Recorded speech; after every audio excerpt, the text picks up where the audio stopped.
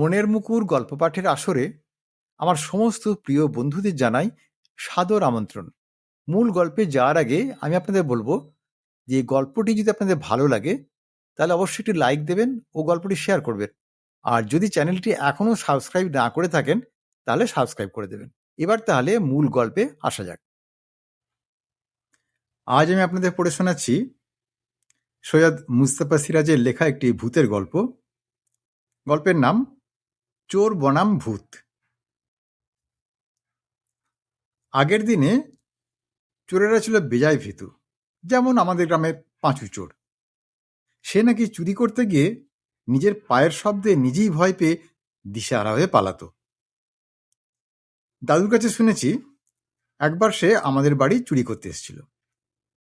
পাঁচিল ডিঙে উঠোনে নামবার সময় হঠাৎ তার পা পিছলে যায়। তারপর সে ধপাস করে পড়েছে এবং তাতেই যা একটু শব্দ হয়েছে। আর সেই শব্দেই দিশেহারা পাঁচু উঠোনের কোণে তালগাছের ডগায় একবারে তরতর করে উঠে গেছে। হ্যাঁ, উঠে তো গেছে, কিন্তু নামতে আর সাহস পাচ্ছে না। নামতে গিয়ে যদি আবার পা পিছলে পড়ে যায়। এদিকে রাত পুইয়ে ভোর হতে চলেছে। দিনের আলোয় কেউ না কেউ তাকে দেখতে পাবে। তখন তার কি অবস্থা হবে ভেবে পাঁচু চোর ফুঁপিয়ে কাঁদতে শুরু করে। আর কান্না শুনে দাদু টর্চ হাতে বেরিয়ে আসেন। তাল গাছের ডগা থেকে কান্না, কি ভূত প্রেত নাকি? তখনকার দিনে পাড়াগাঁয়ের আনাচে কানাচে ভূতেরাও ছোঁক ছোঁক করে ঘুরে বেড়াতো। কিন্তু আমার দাদু ছিলেন সাহসী মানুষ। তাল গাছের ডগায় টর্চের আলো ফেলে তিনি একবার অবাক হয়ে যান। জিজ্ঞেস করেন, এই তুই কে রে? পাঁচু চোর করুণ স্বরে বলে, আগে আমি পাঁচু। তা তুই তাল গাছের ডগায় কি চুরি করতে উঠেছিস রে? এখন তো আর একটা তালও নেই, নেমে আয় হতভাগা। আগে বড্ড ভয় করছে যে। দাদু বলেন, না না, তোকে মারবো না, পুলিশেও ধরিয়ে দেব না, নেমে আয়। তারপর খুলে বলতো তার গাছের ডগায় কেন চড়েছিস। পাঁচু অনেক কষ্টে নেমে আসে এবং সব কথা খুলে বলে। তারপর দাদুর পা ছুঁয়ে বলে, আর কখনো আপনার বাড়িতে চুরি করতে ঢুকবো না। তো দাদু এই গল্পটা খুব জমিয়ে বলতেন, আর শুনে আমরা ছোটরা সবাই হেসে অস্থির হতাম। তো সত্যিই পাঁচু আর কখনো আমাদের বাড়িতে চুরি করতে আসেনি। কিন্তু তার কপাল মন্দ, সেবার থানায় এসছেন এক দুঁদে দারোগা বঙ্কুবিহারী ধাড়া। কনস্টেবলরা এতকাল রাত বিরেতে টহল দিতে বেরোত না। চৌকিদার বড়জোর লণ্ঠন আর লাঠি হাতে এক চক্কর ঘুরে ঘরে গিয়ে নাক ডাকাত। এখন বঙ্কুবাবুর তাড়ায় টহলদারি জোরদার হলো, আর তার ফলে পাঁচুর অবস্থা হলো শোচনীয়। দিনে দুপুর তার চুরি করা যায় না, আর তার উপর রাত্রে গিয়ে কনস্টেবলরা আবার কখনো চৌকিদার হাঁকডাক করে জেনে নেয় যে পাঁচু ঘরে আসে কিনা। না থাকলেই তার বিপদ। অন্য কেউ কোথাও সে রাতে চুরি করলে দোষটা পড়বে ওই পাঁচুরই ঘাড়ে, কেননা পাঁচু এক দাগি চোর। তা এক রাত্রে মরিয়া হয়ে পাঁচু বেরোলো।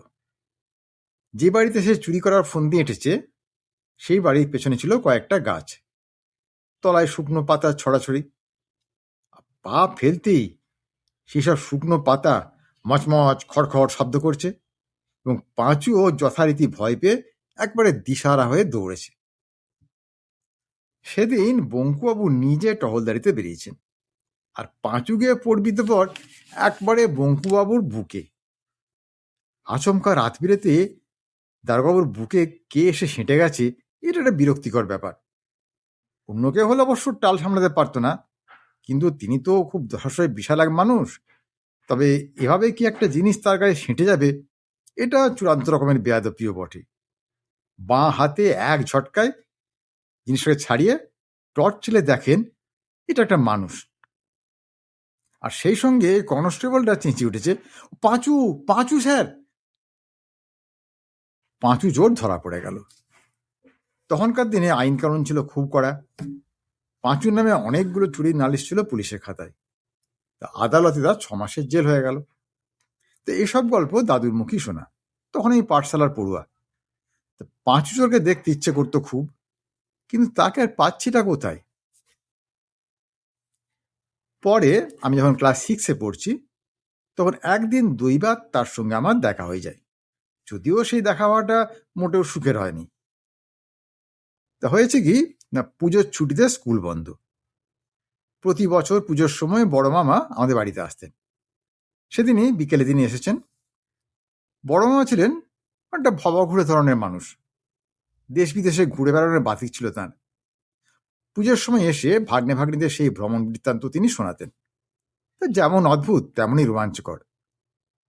এসেই তিনি ঘোষণা করতেন তিনি কোন কোন দেশে গিয়েছিলেন। তারপর সন্ধেবেলায় তার গল্পের আসর বসত। এবার এসে বড় মামা বলেছিলেন খুব রহস্যজনক একটা দেশ থেকে তিনি আসছেন, তবে না, আগে ভাগে তিনি কিচ্ছু ফাঁস করবেন না। সন্ধেবেলায় সবিস্তারে সেই দেশের অভিজ্ঞতা বর্ণনা করবেন। তখন যদি কেউ ভয় পেয়ে ভিড়মি খায়, তাহলে কিন্তু তার দোষ নেই। ছোটরা অবশ্য ভয় পেতে ভালোই বাসে। আমরা কখন সূর্য ডুববে সেই প্রতীক্ষায় চঞ্চল। এমন সময় বড় মামা হঠাৎ আমাকে বললেন, পুটু, তোদের এখানকার ছানা বড়া তো খুব বিখ্যাত রে, এই নে টাকা নে, যা তো গিয়ে শিগগির 5 টাকা ছানা বড়া নিয়ে আয় তো। মা বললেন, যা হারুর দোকানে যা, আজকাল হারুর মতো ছানা বড়া তৈরি করতে কেউ পারে না এ তল্লাটে। তা আমাদের গ্রামের শেষে পিচ রাস্তার ধারে ছোট্ট একটা বাজার ছিল। পাশে ছিল হাটতলা। সপ্তাহে 2 দিন হাট বসত। বিকেলের দিকে ওখানটা বেশ ভিড়ভাট্টা হতো। আর হারু মায়ের দোকান ছিল সেই বাজারে। হারুই বড্ড দেরি করিয়ে দিল। অবশ্য ওরও দোষ ছিল না। পুজোর সময় তার দোকানে খদ্দেরের বড্ড ভিড় হয়। আর তখনকার দিনে 5 টাকা মানে তো অনেক টাকা। টাকায় 4টে করে মোটাসোটা ছানা বড়া। মাটির হাঁড়িতে 20টা ছানা বড়া আমার পক্ষে বেশ ভারী। হাঁড়ির মুখে শালপাতা চাপানো এবং মিশি পাটে দড়ি দিয়ে আঁটো করে বাঁধা।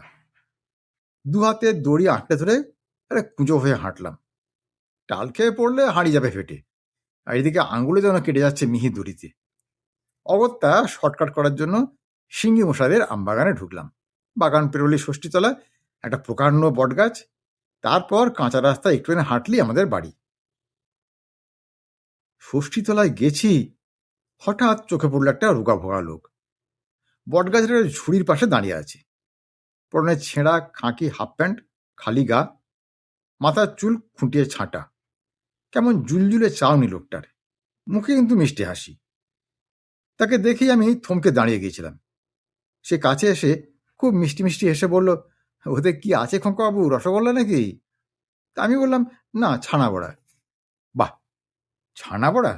এ তো রসগোল্লার চেয়েও ভালো। তা কার দোকান থেকে কিনলে? এই তো হারু মায়ের। ও বাড়ি থেকে এসেছে বুঝি? হ্যাঁ, বড় মা এসছেন। বলো কি? হ্যাঁ, খুব ভালো, খুব ভালো। তা তুমি দেখছি হাঁড়িটা বইতেই পারছো না, খুব কষ্ট হচ্ছে। দেখো দেখি, এতটুকু ছেলে, আহারে। লোকটা কথাবার্তাও হাব ভাব খুবই অমায়িক, শুধু চাউনিটা কেমন যেন। তো সে আমার হাত থেকে হাঁড়িটা সাবধানে ধরে বলল, চলো আমি তোমাকে পৌঁছে দিয়ে আসি। এতটুকু ছেলে, তুমি এত ভারী জিনিস বইতে পারো? লোকটাকে আমি আর বাধা দিতে পারলাম না, কিংবা সে পৌঁছে দিলে কষ্ট থেকে বেঁচে যায়। যে কারণেই হোক, হাঁড়িটা আমার হাতছাড়া হলো এবং সে নিমেষে বটগাছে অন্য পাশে অদৃশ্য হয়ে গেল। হতভম্ব হয়ে একটু দাঁড়িয়ে থাকার পর ভ্যাঁ করে কেঁদে বাড়ির দিকে দৌড়লাম। পরে বাড়ির সবাই আমার মুখে লোকটার চেহারার বর্ণনা শুনে সাব্যস্ত করেছিলেন তাহলে এটা পাঁচুরই কাজ। বছর 2 পরের কথা। আমি তখন ক্লাস 8-এর ছাত্র। বুদ্ধিশুদ্ধি হয়েছে বই কি, তা না হলে কেমন করে বুঝবো যে আমি কি বোকায় না ছিলাম। অমর নিরিবিলি জায়গায় সন্ধ্যার মুখে অচেনা লোককে ছানা বড়ার হাঁড়ি বইতে কেউ দেয়? তবে পাঁচু চোর ছিল বটে, কিন্তু নেহাত ছিঁচকে চোর। সে কোনো বাড়িতে সিঁধ কেটে চুরি করেছে বলে আমি শুনিনি। দাদু তখন আরো বুড়ো হয়েছেন, লাঠি হাতে কষ্টে শিষ্টে হাঁটাচলা করেন। সেই বছর হঠাৎ আমাদের গ্রামে শুধু নয়, এলাকা জুড়ে সিঁধ কেটে চুরি শুরু হলো। দাদুর মতে এ কখনো পাঁচুর কাজ নয়। পাঁচু যা ভীতু, সিঁধ কাঠি দিয়ে ঘরের দেয়াল ফুটো করতে গেলে যেটুকু শব্দ হবে তাতেই সে ভয়ে দিশার হয়ে পালিয়ে যাবে। পাঁচু রাত বিরাতে এতটুকু শব্দ হলেই তো ভয় পায়। একদিন বাবা বাইরে থেকে এসে বললেন, সিঁদেল চোরের খোঁজ পাওয়া গেছে। তার বাবা মুখে শুনলাম লোকটার নাম কিনু, ওই ঝাঁপুইহাটির দাগি চোর, সদ্য জেল থেকে ছাড়া পেয়ে বাড়ি ফিরেছে। দাদু বললেন, হ, ওই ঝাঁপুইহাটির কিনু, ও চেনে নাকি তাকে? চিনি বই কি, হ্যাঁ, কি বলে, চোরে চোরে মাছ তুতো ভাই। আমাদের গ্রামের পাঁচুর মাসির ছেলে হলো কিনু, কাজী পাঁচুর মাছ তুতো ভাই। তবে আমার সন্দেহ হচ্ছে পাঁচুকে কিনুই ট্রেনিং দিয়ে তার চেলা করেনি তো। পরদিন সকালে লালুওয়ালা দুধ দিতে এসে বলল, গত রাত্রিরে সিঙ্গিমশাই বাড়িতে সিঁদ কাটছিল কিনু। সিঙ্গিমশাই জেগেছিলেন, জানলা দিয়ে টর্চের আলো ফেলে কিনুকে পালাতে দেখেছেন। তবে কিনুর সঙ্গে কে ছিল জানেন? এ হতচ্ছাড়া পাঁচু। তখন দাদু বললেন, তাহলে যা বলেছিলাম মিলল তো? লালু বলল, বঙ্কুদেবা থাকলে এক্ষুনি বিহিত হতো। শুনেছি উনি মন্ত্রতন্ত্র জানতেন। রাত বিরাতে বেরিয়ে মন্ত্র পড়লেই চোরেরা এসে শেয়ালের মতো ফাঁদে পড়ত। দাদু বললেন, আচ্ছা লালু, তুমি তো ঝিলের ওদিকে গরু মোষের পাল চড়াতে যাও, তা পাঁচুর সঙ্গে তোমার দেখা হয় না? হ্যাঁ, আগে রোজই যাই, কিন্তু পাঁচুকে আর দেখতে পাইনি। আগে কখনো কখনো দেখা হতো, তবে সেটা নেহাত চোখের দেখা। হ্যাঁ, আপনি তো জানেন কর্তাবাবু, পাঁচু যা ভীতু, চোখে চোখ পড়তেই অমনি হাওয়া হয়ে যেত। ও, পাঁচুর বাড়িটার কি অবস্থা এখন? লালু হাসলো, হ্যাঁ, বাড়ি মানে তো একটা কুঁড়ে ঘর ছিল, কবেই ওটা মুখ থুবড়ে পড়ে গেছে, জঙ্গল গজিয়েছে। হ্যাঁ, বলো কি, তাহলে এখন পাঁচুটা থাকে কোথায়? লালু গম্ভীর হয়ে চাপা গলায় বলল, এই গত রাত্রে সিঙ্গিমশাইকে কিনুর সঙ্গে দেখেছেন, কাজেই পাঁচু ঝাঁপুইহাটিতে কিনুর বাড়িতেই থাকে। হুম, বলে না চোরে চোরে মাছ তুতো ভাই, বলি দাদু আবার এক চোট হাসলেন। লালুওয়ালা চলে যাওয়ার পর বাবা বললেন, কিনুই পাঁচুকে তাহলে সত্যি ট্রেনিং দিয়েছে। তা না হলে সিঙ্গিমশাই বাড়ি আনাচে কানাচে পা বাড়ানোর সাহস ছিল না পাঁচুর। সিঙ্গিমশাইয়ের বন্দুক আছে না? লালু শুনতে পায়নি। কাল রাত্রিরে আমি কিন্তু বন্দুকের গুলির শব্দ শুনেছিলাম। ট্রেনিং না পেলে পাঁচু গুলির শব্দ শুনে কোথায় ভিড়মি খেয়ে পড়ে থাকতো? দাদু সাই দিয়ে বললেন, হ্যাঁ, ঠিকই বলেছ, তবে আমাদের চিন্তার কোনো কারণ নেই। পাঁচু আমার পা ছুঁয়ে প্রতিজ্ঞা করেছিল আর কখনো আমাদের বাড়িতে চুরি করতে ঢুকবে না। বলেছিলাম না, সেই যে তাল গাছের ডগায় চড়ার ঘটনাটা মনে পড়ছে তো? বাবা চুপ করে গেলেন। আমরা ছোটরা দাদুকে হৈ হৈ করে ঘিরে ধরলাম। হ্যাঁ, বলুন না দাদু, বলুন না আবার সেই গল্পটা। সেবার পুজোর সময় যথারীতি বড় মামা এলেন। এসেই ঘোষণা করলেন, সদ্য এমন একটা দেশ থেকে আসছেন যেখানে খালি ভূত আর ভূত। রাজা, মন্ত্রী, সেনাপতি সব্বাই ভূত, সৈন্যরা ভূত, প্রজারা ভূত, পণ্ডিত মশাইরা ভূত, ছাত্ররাও ভূত, দোকানদাররাও ভূত, খদ্দেররাও ভূত, অর্থাৎ একবারে ভূতে ভূতে ছয় লাভ। তবে সেটা যে ভূতের দেশ তা কিন্তু এমনিতে বোঝা যায় না, কিছুদিন থাকার পর তবে ক্রমে ক্রমে টের পাওয়া যায়। সন্ধ্যার পর বারান্দায় বড় আমার গল্পের আসর বসলো। মা সকাল সকাল রান্না সেরে আসরে এলেন। বাবাই আসরে যোগ দিতেন না, কারণ নবমী রাত্রিরে ক্লাবের থিয়েটার, তাই রিহার্সালে তাড়া থাকতো। আমাদের বাড়ির কাজের লোক হারাধন বড় মার গপ্পের আসর শেষ হলে তবেই লণ্ঠনাতে বাড়ি ফিরত। এমনকি আমাদের কাজের মেয়ে সৌদামিনী, যার ডাকনাম ছিল সধু, সেও আসরের একপাশে বসে অবাক চোখে তাকিয়ে গপ্প শুনত। আসর ভাঙলে সে হারাধনকে কাকুতিমিনতি করত তাকে বাড়ি পৌঁছে দিতে, কারণ বড় মার সব গপ্পই ছিল সাংঘাতিক এবং গা ছমছম করা। ওই সময়টা দাদু তার ঘরে বসে লণ্ঠনের আলোয় ধর্মকর্মের বই পড়তেন। তো বড় মামা সে আজব দেশে গিয়ে কিভাবে টের পেলেন এটা ভূতেরই দেশ, সেই ঘটনা সবে শুরু করেছেন এমন সময় দাদু চাপা গলায় ডাক দিলেন, হারাধন, ও হারু। হারাধন সাড়া দিল, আগে। দাদু তেমনই চাপা গলায় বললেন, ওরে দেখে আয় তো, কোথায় যেন কেমন একটা শব্দ হচ্ছে মনে হলো। হারাধন বলল, না না, ও কিছু না, ও বাতাসে শব্দ কর্তা মশাই। তো দাদু ধমক দিলেন, আরে বলছি তো, বাড়ির পেছনটা একবার দেখে আয় না। গল্পে বাধা পড়ায় আমরা সবাই বিরক্ত। মা বললেন, বিড়াল টেরাল হবে বোধহয়। বড় মামা মুচকে এসে বললেন, "হ্যাঁ, আমাকে ফলো করে সেই ভূত রাজ্যের কোনো গুপ্তচর এসেছে হয়তো। ওদের নিন্দে না প্রশংসা করছি, তার খোঁজ নিতে রাজামশাই তো চর পাঠিয়ে থাকবেন।" কিন্তু দাদুর ধমক খেয়ে অগত্যা হারাধনকে বেরোতেই হলো। সে খিড়কির দরজা খুলে বেরিয়েছিল। ওদিকটা একটা ছোট্ট পুকুর, আর 3 পাড়ে ফুল ফল সবজির বাগান। হঠাৎ হারাধনের চিৎকার শোনা গেল, চোর চোর চোর! তারপরই অদ্ভুত ঝনঝন ঠনঠন সব শব্দ। বড় মা বেরিয়ে এলেন, তার হাতে টর্চ ছিল। তাঁরও হেড়ে গলায় গর্জন শোনা গেল, ধর ধর, মার মার, পালাচ্ছে পালাচ্ছে, ওই চোর পালাচ্ছে। 1 মিনিটের হুলস্থুল কাণ্ড। প্রতিবেশীরা সব টর্চ হাতে বেরিয়ে পড়ল। সিংহমশাইয়ের বাড়ির দিক থেকে বন্দুকে গুলির শব্দ হলো বার দুয়েক। ওই সময়টাতে শীত কেটে চুরির উপদ্রব চলছিল, তাই এত শোরগোল। অবশেষে দেখা গেল পুকুর পাড়ে বাগানের মধ্যে একটা বস্তা ভর্তি বাসন কোসন পড়ে আছে, আর আমাদের একটা ঘরের পেছন দিকে দেয়ালে শীত কেটেছে চোর। পুনরায় ধরা ইঁটগুলো নিচে পড়ে আছে। আমাদের বাড়িটা ছিল একতলা এবং খুবই পুরনো। পেছন দিকটা এখানে ওখানে পলেস্তারা খসে ইঁট বেরিয়ে পড়েছিল, বিশেষ করে তলার দিকটা নোনাতরা, শ্যাওলা জমে সবুজ হয়ে গিয়েছিল। বাবা ছিলেন অলস প্রকৃতির মানুষ, মেরামত করছি এই ধরনের ভাব দেখাতেন। তো সবাই এক বাক্যে রায় দিলেন যে 5ও কিনু 2 মাস্তুতো ভাইরে কীর্তি। বড় মা বললেন, হ্যাঁ, 2 সাঙ্গাত আমার গলা শুনে চুরির জিনিস ফেলে পালিয়েছে, রসু দেখাচ্ছি মজা। ও থানা পুলিশ করে কাজ হবে না, এর মোক্ষম দাওয়ায় আমি শিগগির নিয়ে আসছি। বড় মামা পরদিন ভোরে কোথায় চলে গেলেন কে জানে। বাবা এতদিনে বাড়ি মেরামতে মন দিলেন। দাদু খুব মনমরা হয়ে গেছিলেন। মাঝে মাঝে খুব বলতেন, হ্যাঁ, পাঁচু অত চারাটা কি তাহলে প্রতিজ্ঞা ভঙ্গ করলো? ওর কপালে এবার অশেষ দুঃখ আছে। ওই কিনুর পাল্লায় পড়ি ওর বুদ্ধিভ্রংশ হয়েছে নিশ্চয়ই।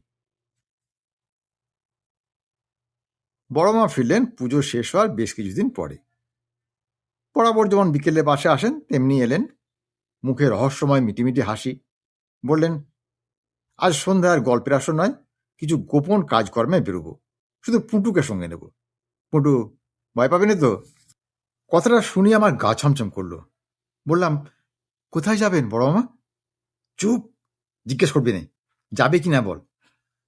একটু দোনামানা করার পর বললাম, যাব। কোজাগরে পূর্ণিমায় লক্ষ্মী পুজোর পর কৃষ্ণপক্ষ শুরু হয়েছে, চাঁদ উঠতে দেরি আছে। বড় মামা চুপি চুপি আমাকে সঙ্গে নিয়ে বেরোলেন। গা ছমছম করা অন্ধকার, আমি বড় মামার কাজ ঘেঁষে পা ফেলছি। তখন আমার হয়েছে একবার পাঁচু চোরের অবস্থা, একটু শব্দেই চমকে উঠছি। কিছুক্ষণ চলার পর ফিসফিস করে জিজ্ঞেস করলাম, আমরা কোথায় যাচ্ছি বড় মামা? বড় মামা তেমনই ফিসফিস করে বললেন, চুপ। তারপর টের পেলাম আমরা একটা ঝিলের ধারে এসে পড়েছি। ঝিলের জলে আকাশ ভরা তারার প্রতিবিম্ব ঝিকমিক করছে, কিন্তু এখানেই তো শ্মশান। শ্মশানে বড় মা কেন এলেন তা তো বোঝা যাচ্ছে না। হঠাৎ দেখি বড় মা বসে পড়লেন। তারপর আমার হাতে তার টর্চ কুঁজে দিয়ে কানে কানে বললেন, তুই এখানে একটু অপেক্ষা কর পুঁটু, আমি আসছি। আমার কাশি শুতে পেলে টর্চ জেলে আলো দেখাবি, নইলে ভুল করে শিয়াকুল কাটার জঙ্গলে ঢুকে পড়লে আমি গেছি, একবার রক্তারক্তি হয়ে যাবে। বড় মামা গুঁড়ি মেরে অন্ধকারে অদৃশ্য হলেন। শ্মশানে এক জায়গায় একা আমি টর্চ হাতে দাঁড়িয়ে আছি। হঠাৎ একটা প্যাঁচা ক্যাও ক্যাও করে চেঁচে উঠতেই আমার বুকটা আবার ধরাস করে উঠল, আর সেই সঙ্গে কাছাকাছি কোথাও একদম শেয়ালও ডাকতে শুরু করলো। ভয়ে আমি বড় মামা বলে ডাকবার উপক্রম করেছি, আর সেই সময়ই পেছন থেকে বলে উঠল, কে ওখানে? আমি তখন চমকে উঠে বললাম, আমি পুটু। তা এখানে কি করা হচ্ছে শুনে? না, আমি তো বড় মার জন্য অপেক্ষা করছি। তোমার বড় মা কোথায় গেছেন তা তো জানি না। ওইদিকে কোথায় যেন গেলেন। যে কথা বলছিল তাকে কিন্তু আমি দেখতে পাচ্ছিলাম না, কিন্তু আমার কথাটা শুনেই সে বলে উঠল, সর্বনাশ। তারপর মনে হলো অন্ধকারে কে যেন দৌড়ে পালিয়ে গেল। ব্যাপারটা খুবই রহস্যময়। কি করব ভাবছি, সেই সময় বড় মার কাশির শব্দ কানে এলো। অমনি টর্চে আলো জ্বাললাম, দেখলাম বড় মা হন্ত হন্ত হয়ে হেঁটে আসছেন। কাছে এসে বললেন, ব্যাস, কাজ শেষ, চল এবার বাড়ি ফেরা যাক।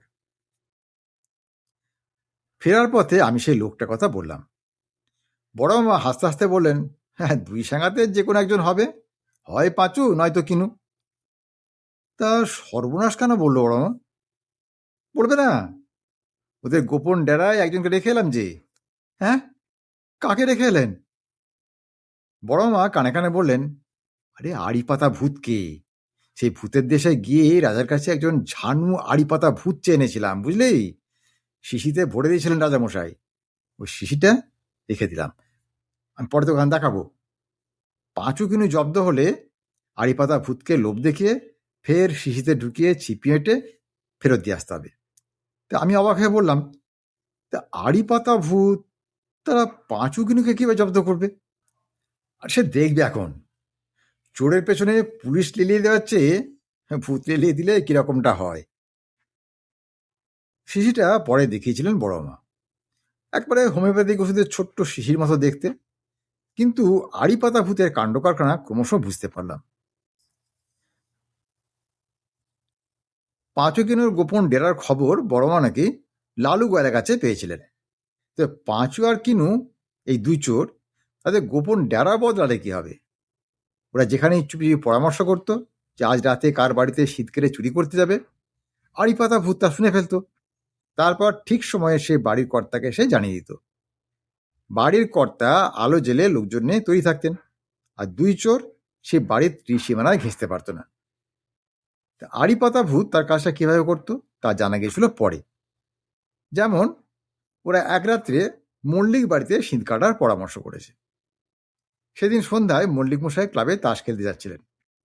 হঠাৎ তার কাজ ঘেঁষে যাওয়া এক ছায়ামূর্তি ফিসফিস করে বলে গেল, সাবধান মল্লিক মশাই, আজ রাতে আপনার বাড়িতে শীত কাটতে চোর আসবে। শোনা মাত্রই মল্লিক মশাই বাড়ি ফিরে পাড়ার লোকজন ডেকে হ্যাজাক জ্বালিয়ে তৈরি হলেন। পাঁচু কিনু বেজার হয়ে ফিরে গেল। কেউ কেউ থানায় খবর দিয়েও পুলিশও মোতায়েন করতেন, কিন্তু পাঁচু কিনু তার ঠিকই টের পেত। আর তারপর থেকে আমাদের গ্রামে শুধু নয়, সারা এলাকায় দুই চোরে কাজকর্ম বন্ধ গেছিল। ইতিমধ্যে বড় মামা মাসখানেক কোথায় ঘুরতে বেরিয়েছিলেন। ফিরে এসে সব শুনে খুশি হয়ে বললেন, যাক, তাহলে ওরা খুব জব্দ হয়েছে, আর এ তল্লাটে পা বাড়াবে না। এবার আড়িপাতা ভূতকে শিশিতে ভরে ফেরত দিয়ে আসতে হবে। ফুটু, তাহলে আমরা সন্ধ্যাবেলা দুজনে বেরোবো, আর তার আগে একটু মধু চাই, যে এক ফোঁটাই যথেষ্ট। দাদু রাত্রে মধু খেতেন, তাই বাড়িতে মধু রাখতেই হতো। শিশিটাতে এক ফোঁটা মধু ভরে বড় মামা সন্ধ্যার পর আমাকে নিয়ে বেরোলেন। আগের মতোই ঝিলের ধারে শ্মশানের কাছে আমাকে টর্চ হাতে বসিয়ে রেখে বড় মামা অন্ধকারে অদৃশ্য হলেন। তারপর সে রাতের মতোই ক্র্যাঁ করে প্যাঁচা ডাকলো, শেয়ালটা ডাকতে শুরু করলো। আমি বসে আছি তো আছি, বড় মামার আর পাত্তা নেই। মাঝে মাঝে পিছু ফিরে দেখছি যে সে রাতের মতো পাঁচু বা কিনু এসে পড়বে নাকি, কিছু আর বলা যায় না। বড় মামার ফিরতে বড্ড দেরি হচ্ছে। এদিকে এখন বেশ ঠান্ডা পড়েছে, শীত করছে। ঝিলের জল ছুঁয়ে আসা ঠান্ডা বাতাস একবারে হাড় কাঁপিয়ে দিচ্ছে। মরিয়া হয়ে বড় মাকে ডাকবো ভেবেছি, এমন সময় সে রাতের মতো পিছন থেকে কে বলে উঠল, কে ওখানে? ভয়ে ভয়ে বললাম, আমি পুটু। এখানে কি করা হচ্ছে শুনি? আমি তো বড় মার জন্য অপেক্ষা করছি। কোথায় গেছেন তোমার বড় বাবা? ওই তো আড়িপাতা ভূতটাকে শিশিতে ভরতে গেছেন। আর তখনই সে সর্বনাশ বলে পালিয়ে গেল। তবে না, তার পায়ের ধূপধাপ শব্দ শুনতে পেলাম না। একটা অদ্ভুত বাতাসের শব্দের মতো শনশন কিংবা ওই রকম কিছু একটা কানে এলো। আর সেই সঙ্গে কেমন একটা বিদঘুটে গন্ধও যেন ভেসে এলো। আর চুপ থাকতে পারলাম না, ডাকলাম, বড় মা, বড় মা। দূর থেকে তার কথা শোনা গেল। কি হয়েছে রে পুটু, চেঁচাচ্ছিস কেন? শিগগির আসুন, আমার ভয় করছে, বলেই টর্চের আলো জ্বাললাম। তারপর বড় মাকে দেখতে পেলাম। রেগে খাপ্পা হয়ে গেছেন। কাছে এসে বললেন, বেটার ছেলেকে শিশিতে যে ভরবো তা আর হলো না। ডাকাডাকি না হয় করলি ঠিক আছে, কিন্তু আলো জ্বাললে ভূতেরা কি আর শীতলটাতে থাকে? বড় মা, সে রাতের মতো কে এসে আমাকে জিজ্ঞেস করছিল। বড় মামা আমার কথার উপরে বললেন, তুই কি বললি তাকে? বললাম বড় মামা আড়িপাতার ভূতটাকে শিশিতে ভরতে গেছেন, আর তাই শুনে সে সর্বনাশ বলে পালিয়ে গেল। তখন বড় মামা হতাশ হয়ে বললেন, ফুটো, মনে হচ্ছে বেটার ছেলে সে আড়িপাতা ভূতটাই বটে। না, পাঁচু বা কিনু নয়। এতক্ষণ তো তাদের সঙ্গে কথা হচ্ছিল। আমাকে দেখেই দুজনে এসে খুব কাকুতি মিনতি করতে লাগলো। আড়িপাতা ভূতটার জন্য ওরা না খেয়ে মারা পড়তে বসেছে। তো আমার কথা শুনে ওরা আমাকে সাহায্য করবে বলল, আর সেই সময় তুই ডাকাটাকি শুরু করলি। বললাম, বড় মামা, তাহলে পাঁচু কিনে ফিরে এসছে? আসবে না, হাজার হলেও নিজের এরিয়া তো। আর তাছাড়া বাইরের এরিয়ার চোরেটা এতে বরদাস্ত করবে কেন? চুরির ভাগে কম পড়বে না? বড় মামা হাঁটতে হাঁটতে ফের বললেন, কিন্তু হাড়ি পাতা বেটার ছেলেকে যে ফেরত দিতেই হবে। ওদের রাজামশাইকে কথা দিয়ে এসছি, বেশ বড় গন্ডগোলে পড়া গেল। বাড়ি ফিরে ক্লান্ত বড় মামা মাকে চায়ের হুকুম নিলেন। মা বললেন, দাদা, জানো কি হয়েছে? একটু আগে সিঙ্গি মশাই এসে বলে গেলেন, গতকাল পাঁচু আর কিনু মেদিগঞ্জে ওর জামাইয়ের বাড়িতে শীত কাটতে গেছিল। তারা খেয়ে দুজনেই বিলের জলে ঝাঁপ দেয়, আর সঙ্গে সঙ্গে হাজার হাজার জোঁক ওদের গায়ে সেঁটে যায়। রক্ত চুষে জোঁকগুলো বেচারাদের মেরে ফেলে। সিংহমশাই আজ সকালে ওদের মরাগুলো দেখে এসছেন। বড় মামা হাঁ করে শুনছিলেন। বললেন, সে কি? আমি তাহলে শ্মশানে কাদের সঙ্গে? বলেই থেমে গেলেন বড় মামা। আমিও হতভম্ব হয়ে ওর মুখের দিকে তাকিয়ে রইলাম। দাদু তার ঘর থেকে একটু কেশে বললেন, কিনুটা ফিতেলার বদমাস ছিল, ওর জন্যে দুঃখ হয় না, তবে হতভাগা পাঁচুটার জন্য খুব কষ্ট হচ্ছে। কিনুর পাল্লায় পড়েই ওর এই সর্বনাশটা হলো। বড় মামা অনেক চেষ্টা করেও আড়িপাতা ভূতটাকে আর ধরতে পারেননি, এবং তার ফলটাও শেষ পর্যন্ত কিন্তু ভালো হয়নি। আমার সেই ছোটবেলার কথা এখনো স্পষ্ট মনে আছে। আড়িপাতা ভূতটা ওর কথা তাকে, তার কথা ওকে লাগিয়ে ভাঙিয়ে গ্রামে বড্ড ঝড়াঝাড়ি বাঁধাতো। মামলা মোকদ্দমা খুব বেড়ে গিয়েছিল। এইরকম লাগানি ভাঙানি চলতে থাকলে গ্রামের দলাদলি না হয়ে পারে? হ্যাঁ, এখনো হতচ্ছাড়া বজ্জাতটা আমাদের গ্রাম ছেড়ে কিন্তু পালায়নি, তাই এখনো সেই দলাদলি হাঙ্গামা লেগেই আছে। ভয়ে আমি আর গ্রামে যেতে পারিনি।